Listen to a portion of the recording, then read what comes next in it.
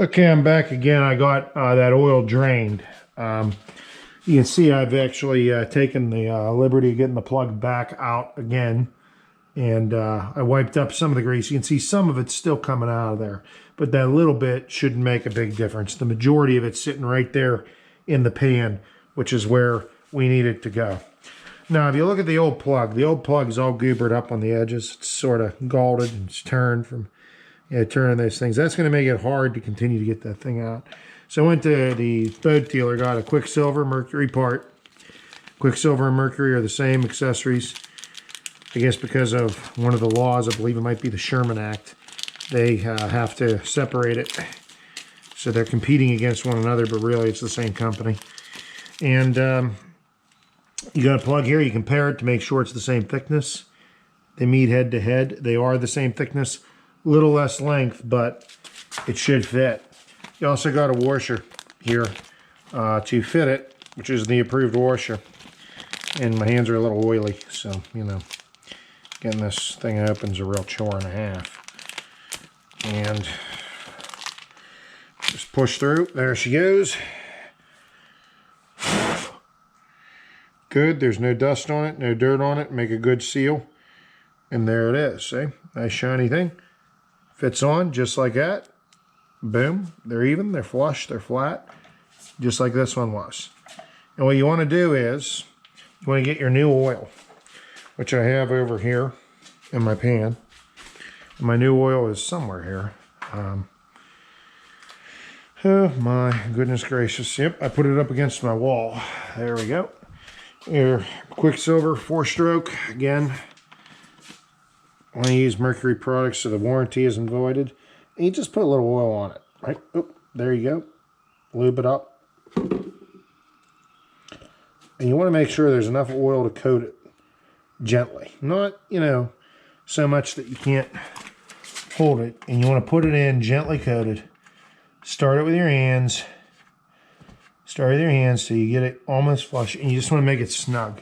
I'm going to have to go get my tool now to get it snug.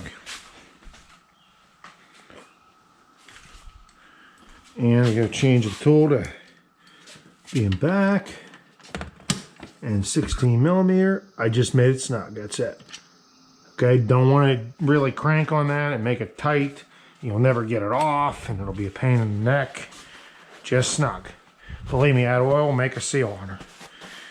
All right, good. We'll wipe up that puddle of old oil there. Put that on a pile of rags. So now we take the cowl off. Undoing the latch. Lifting up the top. Boom. Put your cowl gently on the ground where you will not break it. All right. So now I have fill oil here. You have your oil stick where my hand is to check it. So you open your oil fill area or receptacle to access the oil fill area. I like to put this up here on top so I don't lose it or get dirt in there. The thing. Then I have an oil fill cup right behind me and funnel. What I like to do is clean these off because when you store them, dust gets in them, dirt gets in them, and that's never good. So I just clean off my funnel. Bam. That's done. Get that piece of dirt there. That needs out of there. I look in it. I see nothing. Good. Same deal. In the cup. I don't want any dust in this cup going up in my engine. Got a little piece out there. Okay. Got nothing in here, right? There may be some dirt on the outside of the cup. That's fine. I just don't want it inside the cup.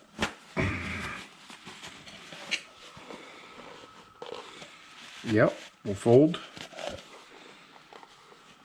And after that, I can see inside the cup there is no dirt, regardless of what's on the outside. So my motor calls for 27 ounces. And I got a ratio cup here. You see fluid ounces. You can measure it up. Mine calls for 27 ounces. Although, I found that if you only use 27, you need more. So I always do it with 28. Because some of it breaks down a little bit. And you got your 10W30 here, marine grade. And you start pouring it in and measuring out. So, this bottle is, you know, from last time, what's left over. It's ready to be kicked. And we're almost done with that. And we will say that's that for that bottle, and you put the lid on.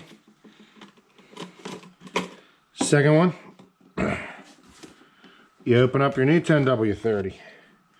Oh, this was used too a bit. I must have lost stroke of where stock of where I was. Okay, we'll keep going, don't worry. So now we got how many ounces in this? 18. So we're gonna fill this bad boy to 18 and go from there and put it in. Okay, there's 18. And we're gonna share that up.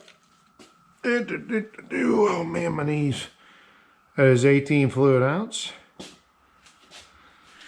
And we put it in. And we dump.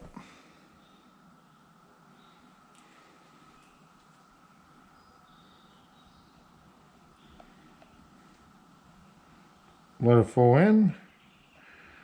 And we dump. Let it flow in. And we dump the rest.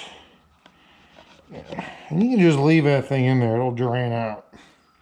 As long as you don't have a leak. So now, 18, I'm going to want to try to get another 10, and I may have to go get another bottle of oil to finish this. I likely will. 18, we're going to call that 4 is 22, and I have another bottle downstairs that I'll finish it, but I'll describe how you finish the rest of the job for purposes of the video. So 4 and 18 is 22. I need to add more.